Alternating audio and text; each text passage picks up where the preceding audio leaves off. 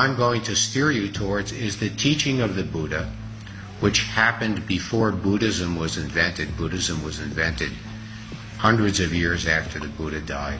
And the Buddha's teaching was based upon direct experience of the reality of life through Vipassana meditation.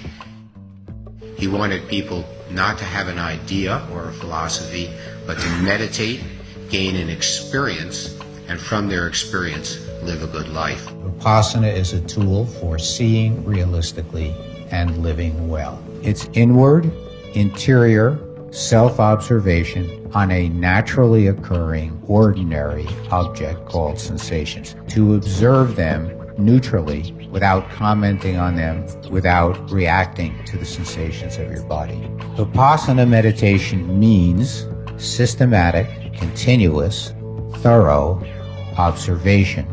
The practice is to observe sensations, and sensations includes the ordinary sensations, like feeling a little cold or feeling your seat against the chair. It does include those things because we edit nothing out. But if you observe systematically, thoroughly, and continuously, an entirely new world of sensations opens up to you.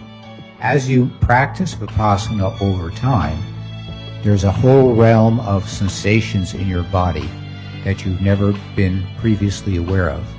And you come to recognize that your entire body is continuously filled with many, many varieties, intensities, types of sensations, simultaneously, continuously, all the time. In fact, even when you're asleep, although typically we're not aware of that. Now that sounds fairly easy. I think it also sounds fairly boring. So we're going to have to figure out why it's worth doing. If you take a 10-day Vipassana meditation course, and in our tradition all the courses are taught only in 10 days.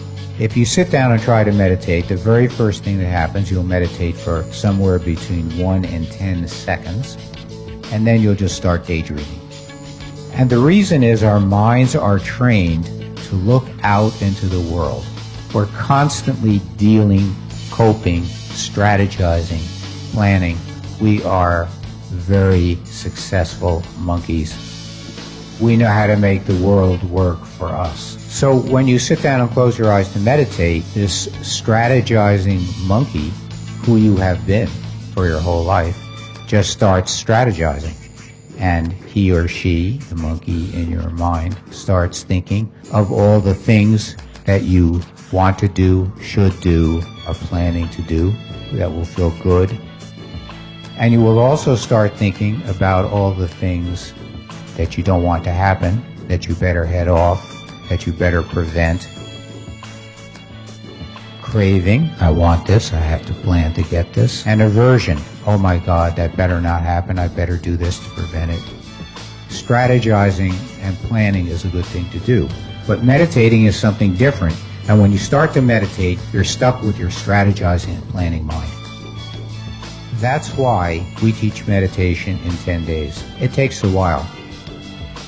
And in fact, we start teaching Vipassana with a simplified form of Vipassana, in which instead of trying to feel sensations throughout your entire body, you try to feel sensations just in the area of your nose as you breathe in and out. So Vipassana is taught starting in a simple way, and then the practice is expanded with very careful teaching over a period of 10 days to help you get the hang of it, to help you overcome the previous tendencies of the mind to daydream, and to get you to observe your body systematically and thoroughly. There's another part of the practice that helps reduce the strategizing, planning, worrying, natural product of the way we live, and to reorient the mind towards meditation itself. And that is taking ethical precepts, ethical attitudes. Before we start meditating, we take a decision, we take vows. Vows is a very old-fashioned word, so I say we take a decision not to kill, not to steal, not to lie, not to use intoxicants, which includes tobacco, and not to commit sexual misconduct, which For the 10 days of a course, that means everybody comes alone. You come as an individual person. So there's no sexual behavior at all. The rest of your life, of course, you do as you please. In the 10-day course, you've prepared yourself with these ethical vows. You start with this simplified form of Vipassana, and you're building up the capacity to be aware, awakeful, self-observing, and particularly to focus on sensations. What is the point of focusing on sensations anyway? The mind is in the body. Meditation is development of the mind through the awareness of its embodied nature. The mind occurs in the body, and there are aspects of your mind that you can only access by becoming aware of the sensations of the body that the mind is receiving. So actually, when you're observing sensations of the body, you're not just observing the body. The observing property is the mind. As you're observing the mind, you're observing the body. As you're observing the body, it is the mind that is doing the observing. So the two cannot be separated. And as you're developing the observation of sensation, you're developing your mind. And particularly, you're developing these qualities of your mind. You're an ethical person who's taken these ethical vows. You're sitting there peacefully, self-contented.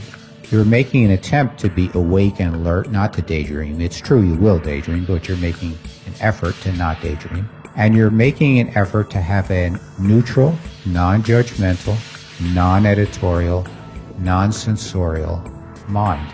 A balanced mind, a calm mind, a peaceful mind. It's a mental, physical exercise in learning to be balanced, calm, peaceful, awake, and observing. It is not an exercise in being cut off from the world. I've just described to you in a rather simple form, a practice that the Buddha taught called Vipassana Meditation. But we are not discussing Buddhism. I want to make this point quite clear. There is a misperception that happened in many people's minds, both in the past and in the current time, that if you're following the teaching of the Buddha, you're a Buddhist. That's not true. People who don't want to be Buddhists or who aren't Buddhists, who are something else already, they're Christians or any other thing, they're free to practice Vipassana without worrying about becoming Buddhists. Because Vipassana is such a natural, simple, obvious, and impersonal teaching, it really doesn't belong to anybody. It doesn't belong to the Buddhists. The Buddha actually claimed he didn't invent it. He claimed he got it from somebody else. And so Vipassana meditation is always taught for free.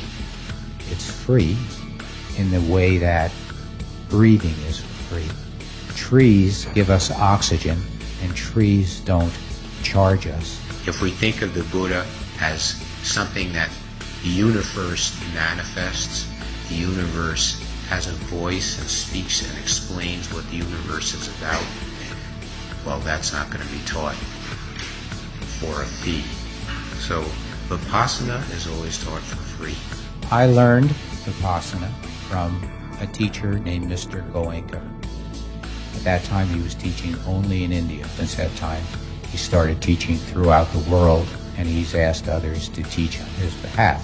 You only can learn Vipassana from somebody else. It's a social activity. It's a gift. It's something you get. Vipassana is transmitted person to person. Mr. Goenka transmitted it to approximately 1 million people. He's had about 1 million students. But where did he get it? He got it from a teacher in Burma named Uba Khin. Where did he get it? He got it from another teacher. Where did he get it? He got it from another teacher. So for 2,500 years, people have been receiving Vipassana, and the only way to learn it was to be a student of somebody else. We get it. And once we have it, if we like it, if we find it valuable, if we enjoy doing it, if we feel it enhances our life, then we try to help transmitting it, that is, passing it on to someone else.